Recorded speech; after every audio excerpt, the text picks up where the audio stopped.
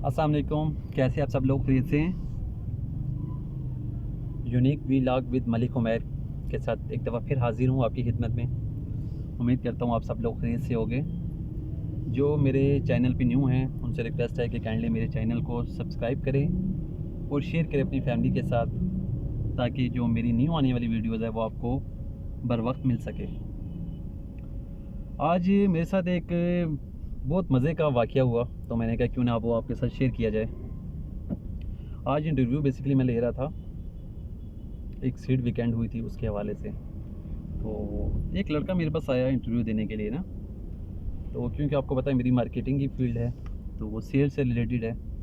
तो मैंने उसे एक चीज़ दी, मैंने उसे कहा कि यार ये आप मुझे सेल करके देना। तो वो ऑलमोस्ट पहले भी सेल की फील्ड्स में ही था, तो मैंने कहा उसे सेल करना आती होगी। मैंने उसे कहा ये सेल करो खड़े हो गए ना मेरे सामने, मैं कस्टमर हूँ तो आप मेरे सामने इस चीज़ को सेल करें। तो वो खड़ा हुआ, तो वो जैसे ही वो बताना शुरू हुआ ना, तो उसके हाथ कांपने स्टार्ट हो गए। तो मैंने कहा यार ये आपके हाथ इतने क्यों कांप रहे हैं ना, कोई इशू है, कोई बीमारी है, या क्या वजह है ना। तो कहते सर मैं जब किसी के सामने बोलता हूँ ना, तो मेरा पता नहीं क्या वजह है कि मेरा राइट जो हैंड है ये कांपना स्टार्ट कर देता है। तो मैंने कहा ये फर्स्ट टाइम हुआ है या पहले भी होता रहता है। कहता सर अक्सर मेरे साथ ऐसा होता है ना। तो मैंने कहा फिर जब आप प्रीवियस कंपनी में थे तो आपने फिर कैसे आप सेल करते थे, कैसे कस्टमर्स को अपनी प्रोडक्ट के हवाले से बताते थे। तो कहता सर बस वहाँ पे हम जाते थे, सिर्फ प्रोडक्ट का नेम बता के तो हम आ जाते थे वापस ना, तो कोई इतनी डिटेल नहीं करते थे। मैंने कहा ठीक है। मैंने अपने दिल में तो सोचा, मैंने कहा यार इसका जो बॉस होगा ना, तो उसने बस बढ़ती सिस्टम ही किया है। क्योंकि साल डेढ़ साल जो लड़का किसी के पास रहे और उसको कुछ ना आता हो, तो इसका मतलब है कि उसके बॉस ने उसे कुछ भी नहीं सिखाया। या दूसरी रीज़न ये हो सकता है कि जो उसका स्टूडेंट था उसने कुछ सीखने में इंटरेस्ट ही ना लिया हो। दो ही सूरतें हो सकती हैं। तो मैंने उसे एक सजेशन दी, मैंने कहा यहाँ पे होना ना होना तो नसीब की बात है, क्योंकि अभी काफ़ी कैंडिडेट्स है जिनका आज मैंने इंटरव्यू करना है। तो रिज़्क का फ़ैसला तो अल्लाह पाक ने किया हुआ है। वो किसी को भी भूखा नहीं सोने देता, वो परिंदों को भूखा नहीं सोने देता, जानवरों को नहीं भूखा सोने देता, तो इंसान तो आपको पता है अशरफुल। लगता है मुझे पीछे से किसी बाइक वाले ने मेरी गाड़ी को हिट की है। चलो खैर है, कोई इशू नहीं, अल्लाह पाक हिदायत दे, यही दुआ कर सकते हैं। अच्छा मैं आपसे बात कर रहा था, हाँ, फिर मैंने उस लड़के को ये सजेशन दी, मैंने कहा यार जब भी आप घर में फ्री हो कोशिश करो 1 घंटा अपनी ग्रूमिंग में आपने देना अपने आप को। उसका सबसे बेस्ट तरीका ये है कि घर में आपके मिरर होगा, शीशा होगा, उसके सामने आपने खड़े हो जाना है।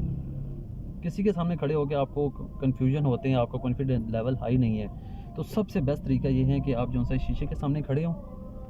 शीशे के सामने खड़े होकर कोई भी प्रोडक्ट है, कोई भी चीज़ है, वो आप सेल करना चाह रहे हो तो उसे सेल करें। क्योंकि जो आपका कॉन्फिडेंस लेवल वहाँ पे बनेगा, तो फिर उम्मीद करता हूँ मैं कि नेक्स्ट इंटरव्यू में जब भी आप जाओगे तो कॉन्फिडेंस से आप उन्हें अपनी चीज़ बता सकते हो, कॉन्फिडेंस से अपनी चीज़ उसे समझा सकते हो। तो डेली की अगर आप 1 घंटा अपने लिए निकालो, तो मैं कॉन्फिडेंट हूँ कि 1 महीने के बाद आपका कॉन्फिडेंस लेवल और ये जो आपका हाथ कांप रहा है ये बिल्कुल आपका जो है एक्यूरेट हो जाएगा। तो कहता डन हो गया सर, होना ना होना तो नसीब की बात है, लेकिन आपका कॉन्टैक्ट नंबर मेरे पास है, तो मैं इंशाल्लाह पूरा 1 महीना अपने आप पे दूंगा, तो उसके बाद आपसे कॉन्टैक्ट करूंगा। तो मुझे बड़ी खुशी हुई कि उसने अपने आप को इम्प्रूव करने के लिए, करे या ना करे वो उसकी अपनी लक है, लेकिन उसने कमिटमेंट मेरे सामने की कि मैं ऐसा करूँगा। तो हम लोगों को बता ही सकते हैं, लोगों को सिखा सकते हैं, लेकिन इंसान जब तक खुद अपने आप को चेंज ना करे, चेंज करने के बारे में सोचे ना, कोशिश ना करे, तब तक कुछ भी नहीं हो सकता। इंसान को जितना मर्ज़ी आप समझाओ, जब तक उसके अंदर खुद विल ना हो ना चेंज होने की, तो वो चेंज नहीं हो सकता।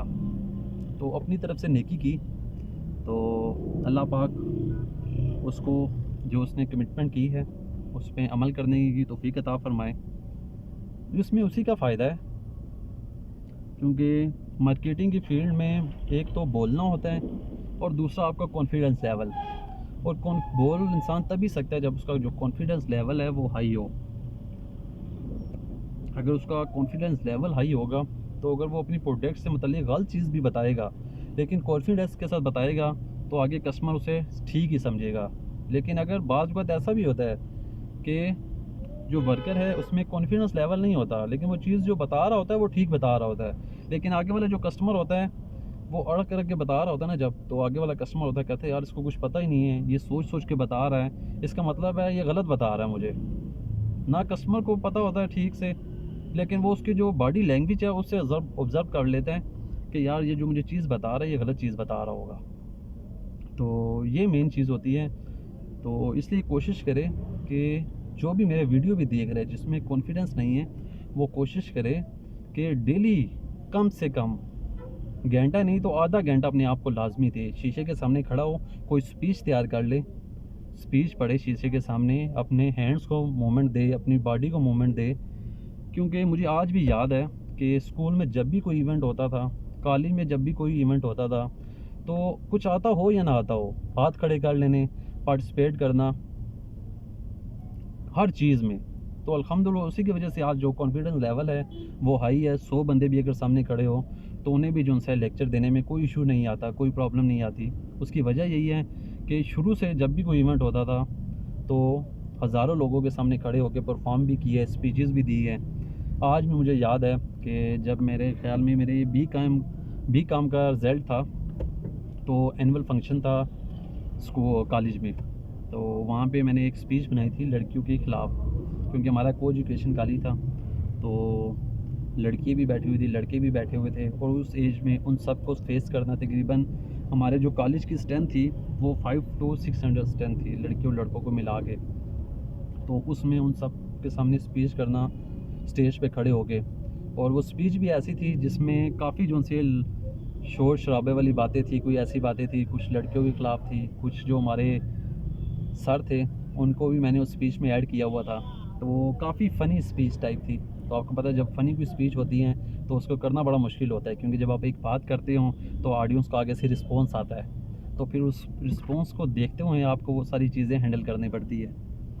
तो इसलिए आपको कहूँगा कि जब भी आप फ्री हो, लाज़मी नहीं है कि आप एक ही दफ़ा आधा घंटा दें या एक ही दफ़ा घंटा दें। कोशिश करें जब भी फ्री हो तो अपने आप को तकरीबन आधा घंटा घंटा लाज़मी दें, ताकि आपका कॉन्फिडेंस लेवल हाई हो। उम्मीद करता हूँ आपको ये मेरी वीडियो पसंद आई होगी।